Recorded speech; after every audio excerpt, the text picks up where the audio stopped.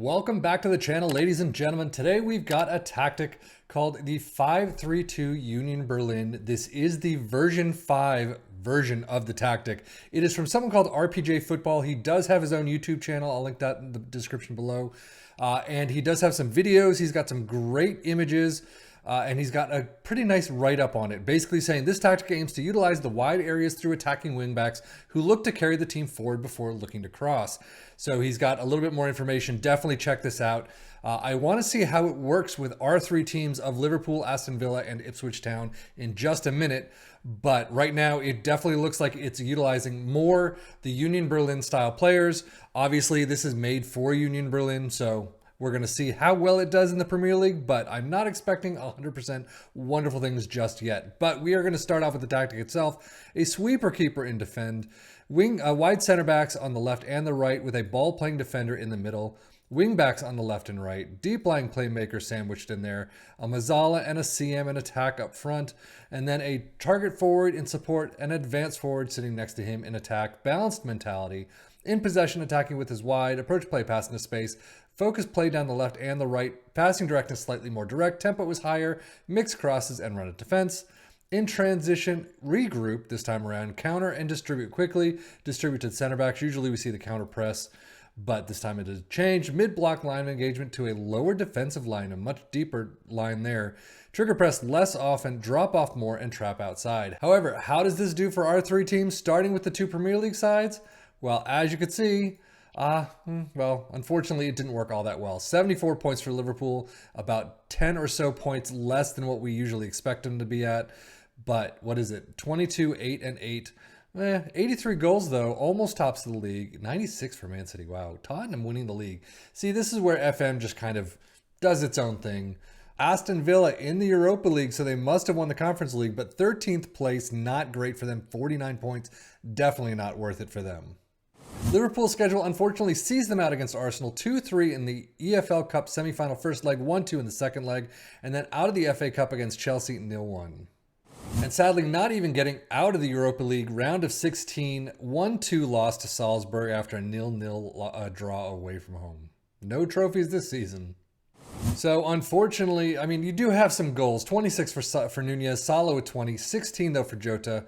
You're starting to drop off there, unfortunately. 14 assists for Trent, Szoboszlai with 13. Average rating, you got some players in the green. Nunez with 7-2-1, 7-19 for Trent. Definitely not as good as we've seen. But Connor Bradley, 12 plus 13 appearances. Something may have happened in there. Aston Villa's EFL Cup and FA Cup runs don't go very far, losing out to Liverpool in the fourth round of the EFL Cup, 1-4. That's a thrashing.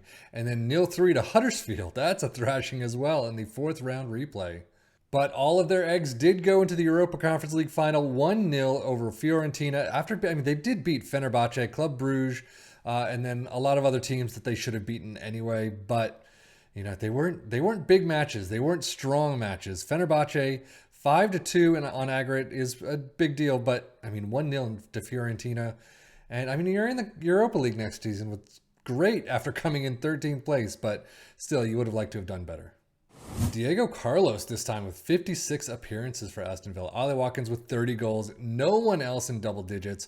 Assist-wise, 26 for Luis. Digne and Tielemans with 10, and that's it.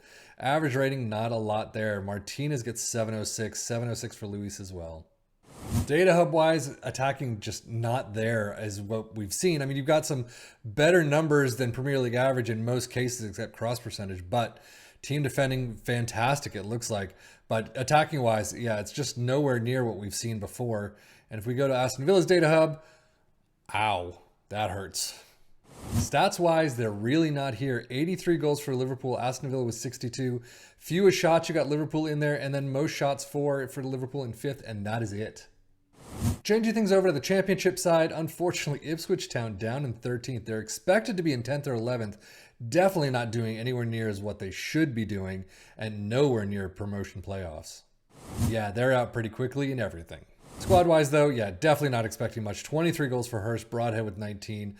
No one in double digits in assists. Wes Burns with the top. And then 7-12 for Hurst and 7-0 for Leif Davis. And that's it. So I am skipping the championship stats because they're literally nowhere to be found. You've got a couple places here under the actual player stats. Hurst with most goals, most assists for Williams. You do have a couple of players, but you do have a lot of empty spots. To recap, unfortunately, this tactic just didn't work for these teams in this sim. Remember, I am taking a team, or 3 teams in this case, and I am doing nothing with them personally. I'm basically just saying I'm on vacation for the entire season. All my assistant coaches and managers and things like that are taking control of everything for me. If you took control of these things, a lot of these numbers would definitely improve. A lot of the draws could be wins. You get more points out of that. You get 74. Maybe you could get up to 84 points or thereabouts. Get Man City. Tottenham only on 85, so you might be able to get there. It's only 3 or 4 matches that you can get in and just change from draws to wins, and there you go. But in this case, in this sim, it didn't work for us. But that is it for me, Sefian FM, for the Football Manager blog channel, saying thank you as always for watching. Take care and enjoy.